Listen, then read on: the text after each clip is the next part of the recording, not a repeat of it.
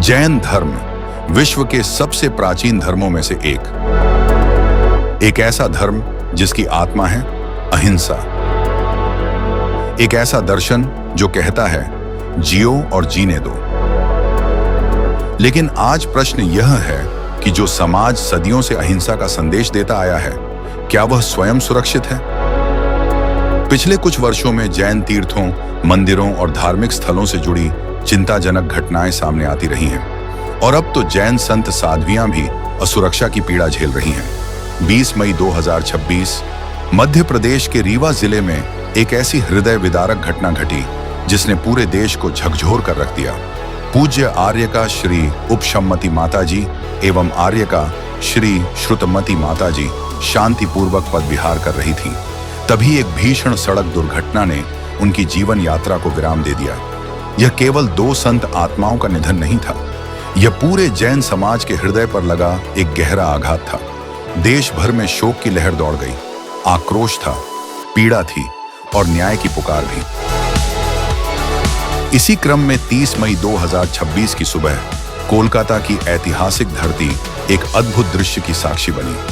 सकल जैन समाज द्वारा आयोजित एक विशाल मौन रैली बड़ा मंदिर से प्रारंभ होकर Satyanarayan park, MG road, Brabourne road, Bentinck street और एस्प्लेनेड मार्ग से गुजरते हुए धर्मतल्ला पहुंची।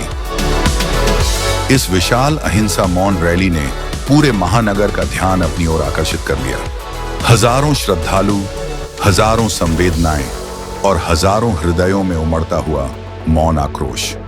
महिलाएं केसरिया साड़ियों में त्याग और संस्कृति का प्रतीक बनकर उपस्थित थीं, जबकि पुरुष श्वेत कुर्ता पायजामे में शांति और संयम का संदेश दे रहे थे। सबके कदम एक दिशा में बढ़ रहे थे, लेकिन मन में केवल एक ही प्रश्न था, आखिर संतों की सुरक्षा कब सुनिश्चित होगी? विशेष बात यह थी कि इस विशाल आयोजन का संयोजन कोलकाता की सुप्रसिद्ध सेवाभावी संस्था पुष्पांजलि ने अत्यंत सुव्यवस्थित और अनुकरणीय ढंग से किया। रैली के पूरे मार्ग में श्रद्धालुओं के लिए शीतल जल की व्यवस्था की गई। लेकिन सेवा यहीं तक सीमित नहीं थी। पुष्पांजलि के स्वयं सेवक लगातार इस बात का ध्यान रख रहे थे कि कहीं भी गंदगी न फैले। उपयोग की गई बोतलें और गिलास तत्काल एकत्र किए जा रहे थे। एक ओर समाज अपनी पीड़ा व्यक्त कर रहा था और दूसरी ओर सेवा, स्वच्छता और अनुशासन का अद्भुत उदाहरण भी प्रस्तुत कर रहा था। यह केवल एक रैली नहीं थी, यह जनभावनाओं का मौन विस्फोट था। अनुशासन ऐसा कि हजारों की भीड़ होते हुए भी कहीं कोई अव्यवस्था नहीं। रैली भले ही मौन थी, लेकिन दिलों में तूफान था। हाथों में तख्तियां थीं, आंखों में वेदना थी और मन में न्याय की मांग। धर्मतल्ला पहुंचकर यह रैली एक विशाल जनसभा में परिवर्तित हो गई। आम सभा में नमोकार मंत्र का पाठ कर दोनों आर्यका माताजी को विनयाञ्जलि भी दी गई। हजारों लोग मौन खड़े थे, लेकिन नम आंखें सब कुछ कह रही थीं।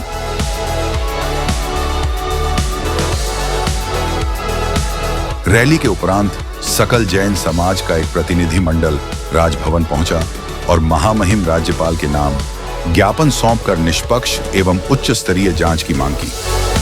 यह केवल एक ज्ञापन नहीं था, यह समाज की पीड़ा का दस्तावेज था।